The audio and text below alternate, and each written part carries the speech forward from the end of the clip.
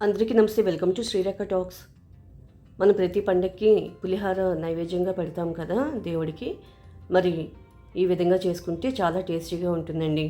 600 grams rice ఉడికించి పెట్టుకోవాలి. అంటే 2.5 పావులు అండి. ఇంకా పోపుకి 6 టేబుల్ స్పూన్ ఆయిల్ వేసుకొని కాగాక 4 టేబుల్ స్పూన్ పచ్చిశనగపప్పు, 4 టేబుల్ స్పూన్ వేరుశనగపప్పు, కొంచెం జీడిపప్పు, ఆవాలు, పచ్చిమిరపకాయలు, ఎండుమిరపకాయలు, కరివేపాకు ఇవన్నీ ఫ్రై చేసేసుకోవాలి. బాగా ఫ్రై అయిపోయాక 2 టేబుల్ స్పూన్లు పోపుని ఓ ప్లేట్లో తీసి పెట్టుకుందాం. చివరిలో రైస్లో కలుపుకుంటే కనుక చాలా బాగుంటుంది. 1/2 టేబుల్ స్పూన్ ఇంగువ వేసుకోవాలి. 100 గ్రాములు చింతపండు నానబెట్టి పులుసు తీసుకున్నాను, అది ఇందులో కలిపేసుకోవాలి. 1/2 టేబుల్ స్పూన్ బెల్లం పొడి యాడ్ చేస్తున్నాను.